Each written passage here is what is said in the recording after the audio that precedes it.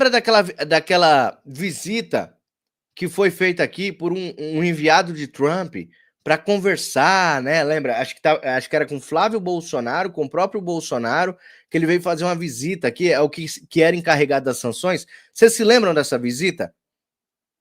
Então, aí foi dito assim que ele não veio nada tratar de sanções, não, que não sei.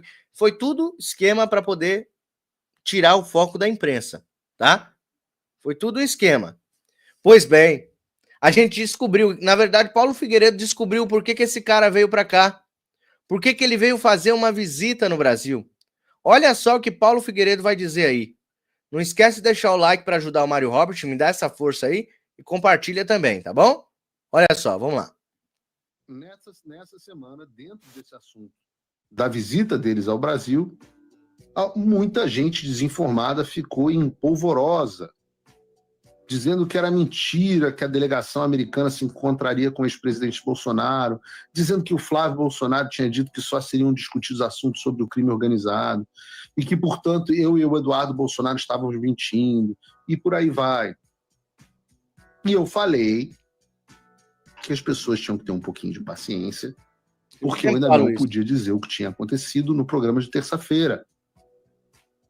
Mas que ao longo daquele mesmo dia ou do dia seguinte, na quarta-feira, as pessoas saberiam o que de fato aconteceu. E é óbvio que foi exatamente o que aconteceu. Fizemos o programa na terça, naquele momento o Flávio Bolsonaro tinha dito na segunda, porque não poderia dizer diferente, foi pedido a ele para manter silêncio. Ele não poderia dizer que estava sendo tratado sobre sanções, não poderia ter dito, ele não poderia ter dito que tinha havido uma reunião com o presidente Bolsonaro. Mas reparem, tem uma pista naquele vídeo, que ele usa o nome do senhor Ricardo, e não fala do tal do David Gamble, que o pessoal chama aqui de Chip Gamble. Eu disse de novo no programa de terça-feira que o Chip Gamble, o David Gamble, não era a pessoa mais importante daquela delegação. E eu disse isso porque ele é, de fato, uma pessoa que faz parte da burocracia. Tem um cargo importante, mas ocupa a função de forma temporária, enquanto a Casa Branca não ocupa aquela posição de forma permanente. Muita gente não entende, mas quando você troca um governo, é muita gente que é nomeada, é muita posição. E muitas delas não são ocupadas, não foram ocupadas ainda pelo Trump. Mas elas precisam continuar existindo na estrutura. E daí você coloca uma pessoa de carreira para ocupar a função temporariamente. Aqui se chama de acting fulano. Acting é quando você está agindo como a posição tal, mas você não é a pessoa que ficará na posição tal. Ontem, eu vou dar um exemplo das pessoas que não foram nomeadas para vocês entenderem. Ontem, na Casa Branca, eu conversei com o embaixador americano para a OEA. A confirmação dele ainda não aconteceu. Eu acho, inclusive, que vai ser hoje. O Lee. Então, há diversas confirmações que precisam esperar o Senado. Nem o embaixador da OEA ainda foi analisado. Pois o Brasil ainda não tem nem o nome para ser embaixador. Tem sim, eu vou trazer já para vocês, que já tem, na verdade, aqui tá atrasado, né, essa notícia do Paulo Figueiredo, provavelmente ele não tinha recebido ainda, mas foi eleita sim, a gente trouxe no Tamo Junto, e eu vou trazer já para vocês quem foi escolhida. Foi uma indicada de Trump, hein, que foi escolhida para a embaixadora da OEA, que vai cuidar daquele relatório que foi produzido aqui no Brasil sobre a perseguição. Isso é maravilhoso, tá? Não tem nem o nome, ainda não escolheram o nome para ser embaixador dos Estados Unidos no Brasil. Então essas coisas acontecem mesmo. Agora, por que eu falei que a pessoa mais importante era o Ricardo Pita? Porque ele tem uma função muito mais importante como senior advisor do hemisfério ocidental, que é o nosso hemisfério. Tinha até gente na rede social falando, senior advisor não é porra nenhuma, é pouco importante. As pessoas não sabem de quem se trata. A gente está falando de uma pessoa que foi assessor do Ted Cruz, depois foi chefe de gabinete do congressista McCall, que foi do Comitê de Relações, presidiu o Comitê de Relações Exteriores da Câmara dos Deputados dos Estados Unidos, e foi inclusive quando eu conheci o Ricardo Pita e quando nós nos tornamos amigos justamente naquela audiência que eu fui testemunha, e aí hoje as pessoas entendem um pouco da importância daquele marco, né? Por questão de coisa assim. Então, quando o Trump se tornou presidente, a Casa Branca indicou justamente o Ricardo Pitta para lidar com esses assuntos específicos, para ser advisor de ditaduras na América Latina. Afinal, o cara é venezuelano. Então, entende de ditadura, né? Ele é naturalizado americano, nascido venezuelano. Tanto que foi esse senhor Ricardo Pitta o homem que idealizou e botou adiante o processo de sanção de visto para Cristina Kirchner e para sua família. Não tem a foto da reunião dele com o presidente Bolsonaro, não, ô Bruno? João, vou botar aqui. Esse cara foi o cara que idealizou a sanção contra a Cristina Kirchner e a família. Este foi o homem que se reuniu com o presidente Bolsonaro. E eu digo para vocês, bastidores, foi uma reunião de mais de 2 horas. Obviamente, no que eu posso comentar a respeito, o assunto principal foi justamente crime organizado? Não, claro que não. Não seja uma topeira. Vai sentar para conversar com o presidente Bolsonaro sobre PCC e crime organizado? Claro que não. O assunto foi a situação do Brasil e a ditadura alexandrina. E eu não vou dizer que o presidente Bolsonaro pediu sanções ao Alexandre na reunião, seria muito leviano da minha parte, mas o que eu posso dizer é que esses assuntos são abertamente hoje discutidos dentro do governo americano. Então, o senhor Ricardo Pitta foi se reunir com o presidente Bolsonaro para quê? Ora, cacete, para buscar os subsídios, as confirmações em pessoa. Fala, amigos do canal. Tá gostando desse vídeo?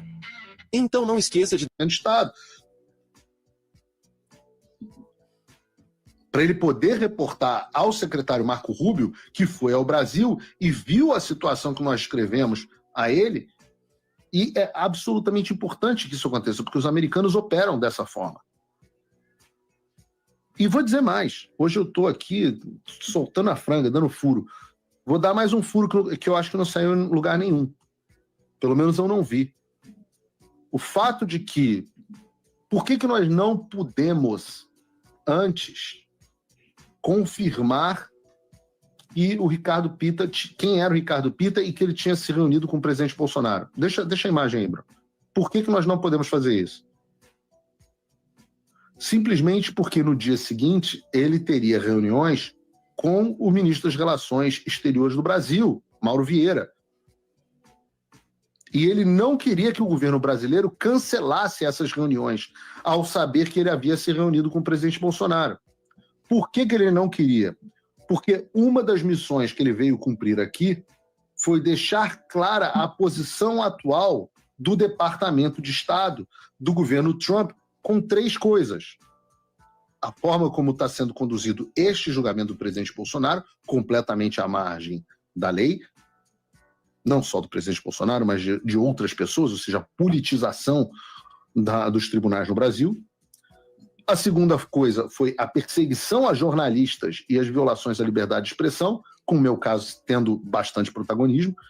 E a terceira coisa foi a preocupação do governo americano com a violação da soberania americana, invasão da jurisdição americana com decisões proferidas pelo STF que afetam indivíduos nos Estados Unidos, como eu, Constantino, Alan, Ludmilla, etc., mas também empresas americanas, como o X, como o Rumble, como o True Social, e até as outras Big Techs, a Meta, o Google, etc., afetadas pelas decisões do Alexandre.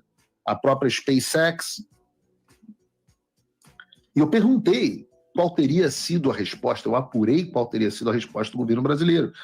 E parece que houve uma não resposta. Aquele blá blá blá. Aquele blá blá blá que eles dizem para o público, eles dizem em reuniões de portas fechadas. As instituições brasileiras agem de forma independente, o Supremo Tribunal tem uma longa defesa da democracia, houve uma tentativa de golpe que foi impedida pelo grande paladino Alexandre de Moraes, aquele mesmo discurso.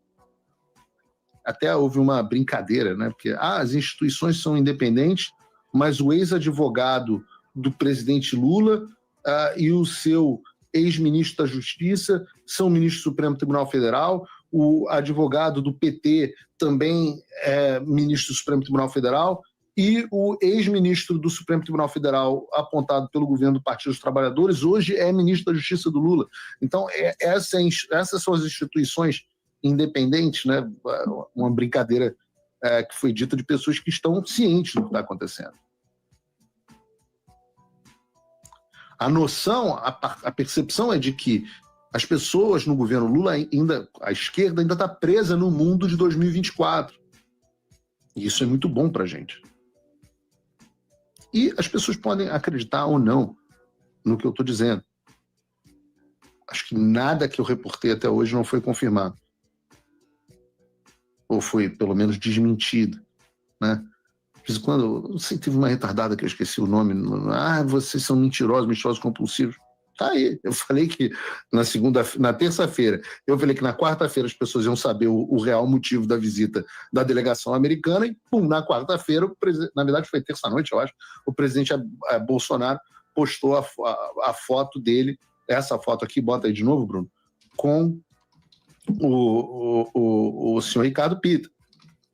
A essa altura, achar que eu estou mentindo? Se você, como eu, está dormindo mais tranquilo agora que o Trump voltou à presidência, ótimo. Pois é, foi até aí o vídeo que eu trouxe para vocês aqui, do Paulo Figueiredo, né? Um maravilhoso jornalista. Volto a dizer para vocês que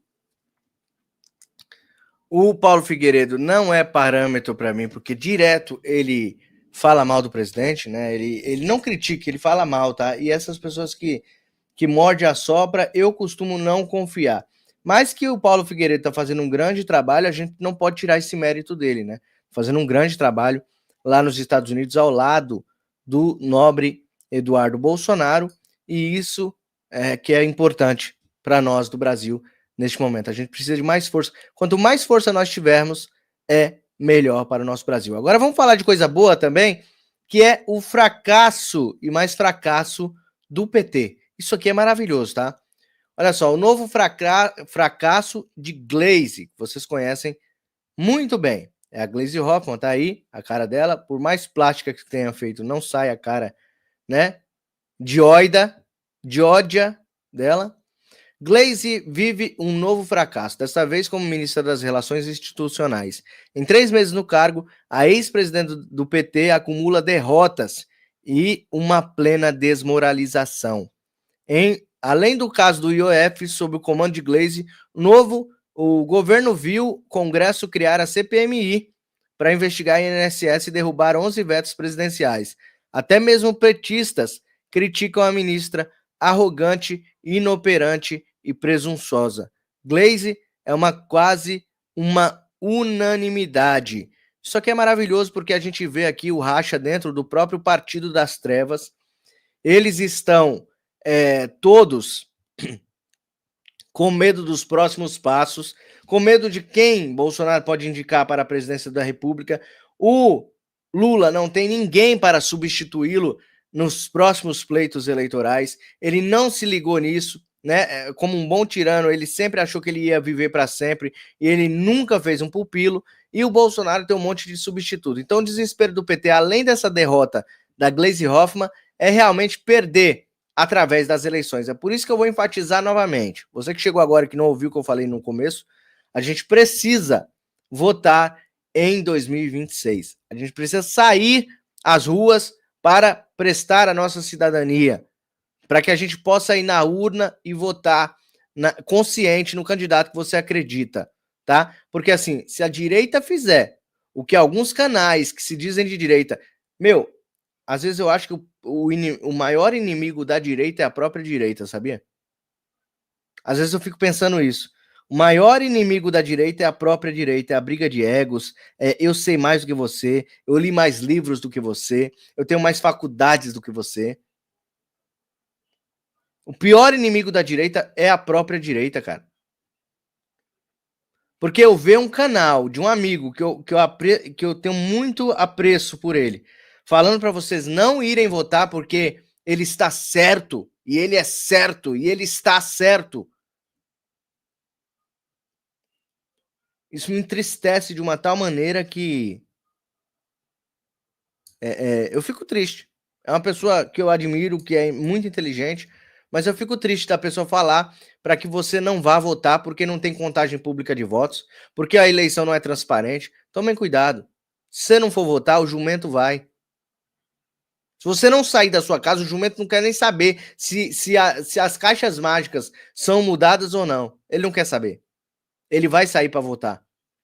E aí você entrega o nosso Brasil. Você vai conseguir viver com isso na sua cabeça? Entregar o nosso Brasil de bandeja e não ir votar porque não tem voto impresso e contagem pública de votos? Pensa nisso aí. Não vai conseguir, pessoal. De 2025 para 2026, a gente não vai conseguir essa aprovação dessa contagem pública de votos. Já falei várias vezes, na Venezuela tem contagem pública de votos. Vocês viram o que aconteceu? A gente viu, foi televisionado. A gente viu as pessoas contando o voto público na rua e sendo colocado em camburões e sumindo do mapa.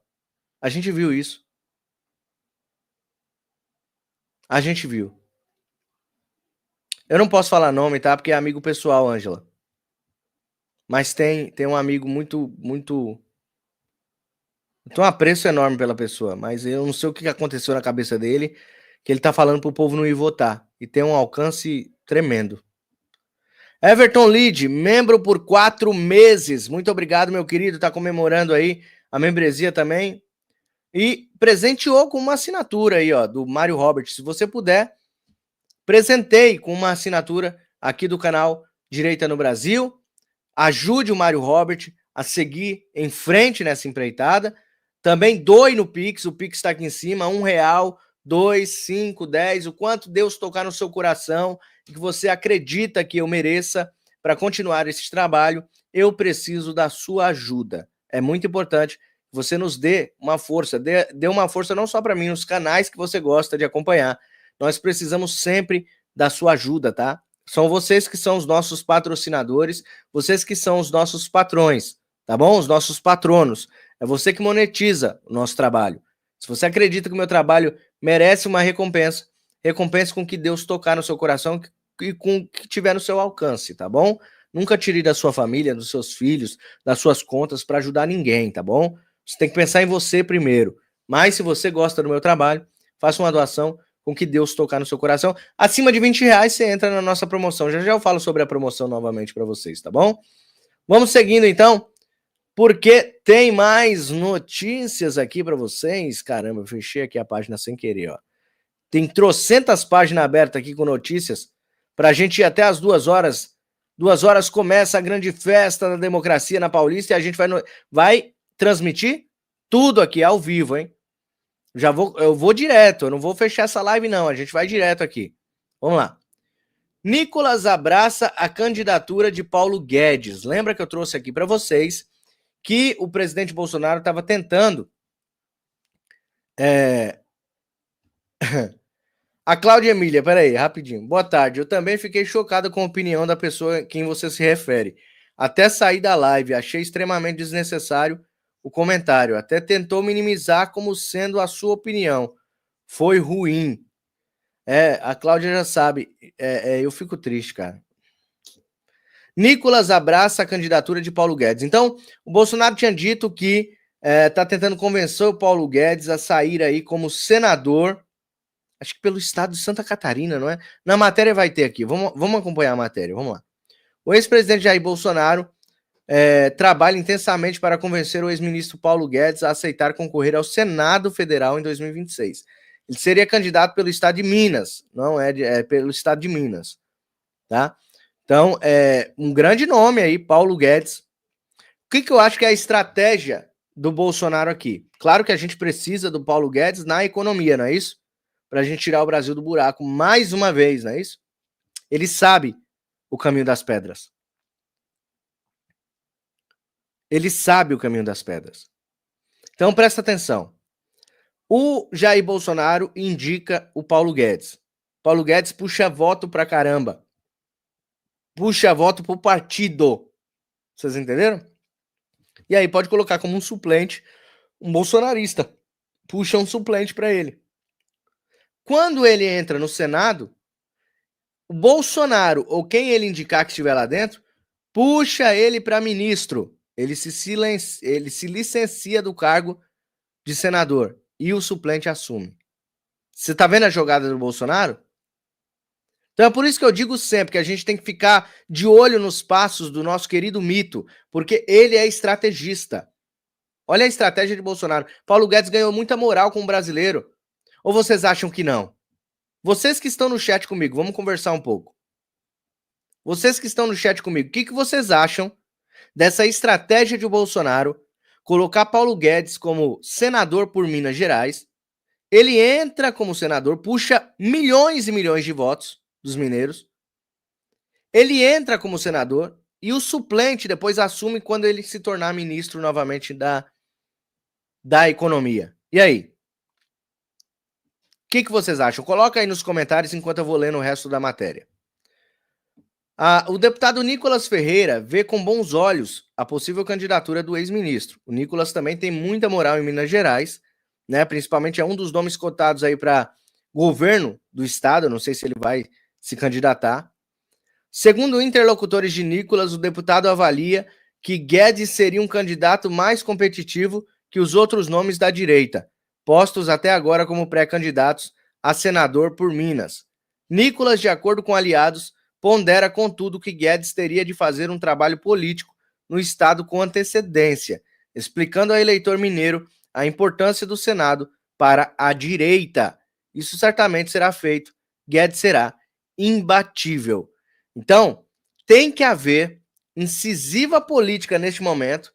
Paulo Guedes tem que começar a ir nos comícios quando começarem, né, as campanhas eleitorais. Ele tem que começar desde já, se ele for aceitar. Tá em negociação. Mas se ele aceita este cargo, este pleito eleitoral, é uma grande jogada, é uma jogada de mestre. Eu achei isso aqui maravilhoso que o Bolsonaro fez aqui, como muitas outras coisas que o Bolsonaro fez. Essa daqui é uma das mais certeiras que eu tô vendo aqui. Quer dizer, Paulo Guedes ganha, leva milhões de votos para o PL, para a direita, né?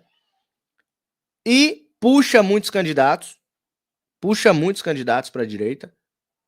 Meu, o que a gente precisa ter na mente é o Senado em 2026.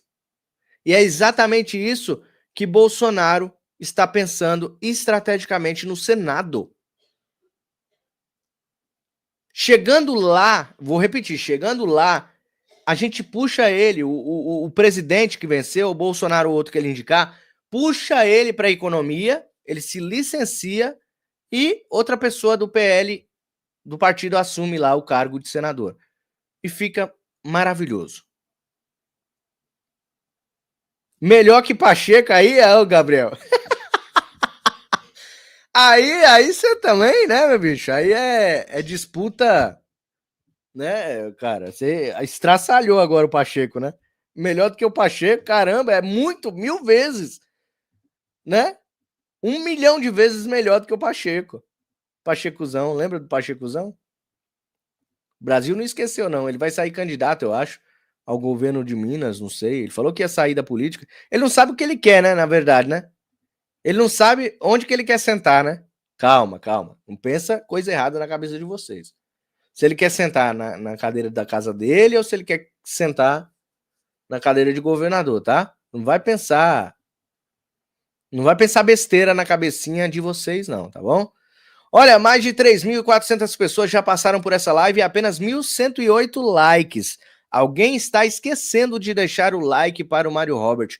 É importante você me dar essa moral do likezinho, porque o like ajuda pra caramba. Aqui, se você sentir no coração de doar um Pix, o Pix está piscando aqui, pixmariorobert@gmail.com. Se você quiser fazer alguma pergunta, um elogio, pedir parabéns, como fez o Raimundão aí, para alguém da sua família, mande um superchat, isso ajuda o canal.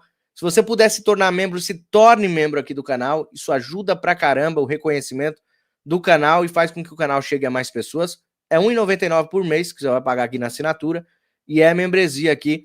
Logo mais eu vou começar a abrir live para membros, uma vez por semana, para que você, ou uma vez por mês, para que você participe comigo. Eu vou fazer a live com vocês.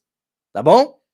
Então, se torne membro aí do canal. Hoje é o dia para você se tornar membro, tá? Hoje é o dia para você se tornar membro aqui do canal e ganhar aí alguns benefícios aí do nosso canal e ajudar o Mário Robert a continuar.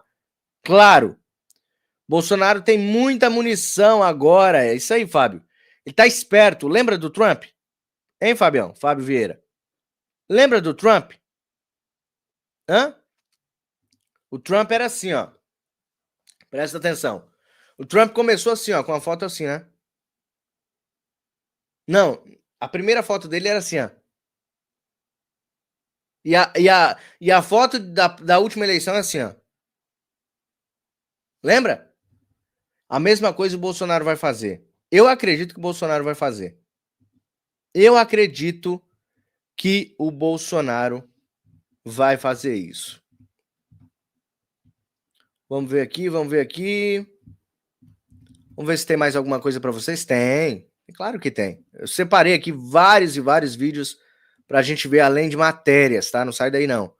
Enquanto não começam as manifestações, a gente vai fazendo esse esquenta aqui, esse tapete vermelho aqui para vocês, tá? Olha só que interessante este vídeo que eu trouxe aqui da Revista Oeste, falando de 56,7% dos brasileiros desaprovam o Lula, apontam pesquisas. Eu falo para vocês que o Lula já era Zé Fini, e é sobre isso aqui, ó. Dá uma olhada. Do que disse o Silvio, a gente traz aqui mais um dado de pesquisa, porque o governo Lula é desaprovado por 56,7% dos brasileiros. O dado foi divulgado pelo Instituto Paraná Pesquisas nesta quarta-feira. 2.020 pessoas em 26 estados e no Distrito Federal responderam entre os dias 18 e 22 de junho a seguinte pergunta: o senhor ou a senhora diria, de uma maneira geral, que aprova ou desaprova a administração do presidente Lula até o momento? Outros 39,8% disseram aprovar o governo Lula, enquanto 13,5% não responderam à pesquisa ou não souberam opinar. O índice de desaprovação da gestão petista recuou apenas 0,7% em relação à rodada anterior, realizada em abril. Os entrevistados também responderam como avaliam a administração de Lula à frente do executivo. Os que consideram péssima são 37,9%. Para 25,8%, a gestão é regular. 16,8% consideram boa. E os que consideram ótima são 8,8%. A margem de erro é de 2,2 pontos percentuais para mais ou para menos. Piotto, pesquisa fresquinha, saiu hoje pelo Instituto Paraná Pesquisas aí sobre a desaprovação, enfim, deste governo Lula, que a gente colou até na informação, na notícia anterior, sobre essa mudança de estratégia de Lula ali para trazer, né, o plano de habitação, porque não havia público suficiente para o anúncio. Cancelamento do comício. Pois é. Se saiu antes, está explicado. Tem um negócio em pesquisa, em análise de pesquisa, que eles dizem que quem diz regular, na hora do voto, vota contra. Ou seja, então eu tenho que pegar os que consideram boa e os que consideram ótima, são 8,8%, e boa, se não me engano, 16%, ou seja, 24%, 25%. Só um quarto dos pesquisados querem dizer que votariam firmemente em Lula. 25%, vai um quarto. É muito pouca gente. Tem uma outra coisa. No dado sobre a administração, que aprova ou desaprova a administração do presidente Lula, 39,8% disseram aprovar o governo Lula. Ou seja, 40%. Quase 40%. Aí, se você somar esses 3,7%, nas pesquisas também de análise, quem não se manifesta normalmente tem visão negativa na hora do voto. Ou seja, nós estamos falando de mais de 60%, praticamente, ou em torno de 60% que jamais votaria no PT. Uma outra pesquisa recente mostrou que o Lula perde para 4 dos candidatos que estariam à direita. Ou seja, o que essa pesquisa está mostrando não é diferente do que o eleitor vai decidir na urna. Se é que, e eu estou falando isso há bastante tempo, falamos disso aqui em Oeste Sem Filtro há muito tempo, o Lula vai ser candidato. O Lula tem hoje questões de saúde a resolver, elas são severas, e outra, o momento do país é completamente diferente. Aquilo que o Supremo fez, trazendo o Lula de volta à vida política, naquela estapafúrdia tese do CEP, enfim, a forma como o TSE atuou, numa eleição completamente tumultuada, não é este o momento mais. o governo Lula mostrou que não era o governo Lula do Palocci, tampouco o governo Lula que crescia com a China. Agora é o Lula na versão Dilma. A tragédia está aí, diplomática, econômica, relações exteriores diplomáticas, como eu citei, nenhuma ideia de crescimento econômico e aumento de impostos, sem contar que fala mal até das riquezas brasileiras como agronegócio. A diplomacia sequer hoje consegue defender o maior soft power brasileiro, que é a potência alimentar que somos. O Brasil hoje é indispensável ao mundo pelo talento do próprio Brasil. É made in Brasil com S, neste caso, especificamente. Nem isso o Lula consegue defender, até porque ele chama o agronegócio de fascista, ignorando o sentido e o significado real da crueldade que foi o fascismo e, obviamente, do tamanho do agronegócio brasileiro. Ele não entende de absolutamente nenhuma das duas coisas, mas fala pelos cotovelos. Esse índice aprova ou desaprova é isso que me interessa mais, né? Porque a resposta é na lata. É bom ou é ruim? Então, responder, é ruim.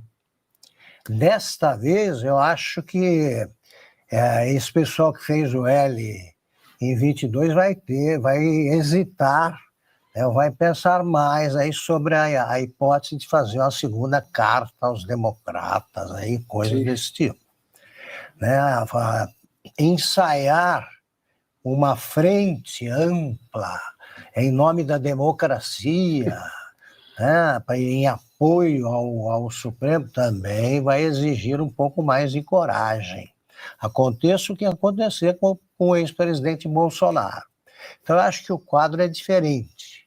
E o Lula se aproxima de uma idade em que o brasileiro ele fixa ele traça uma linha, né, que vai aumentando até. O Lula se elegeu, acho que é um presidente que se elegeu com mais tempo de vida, né?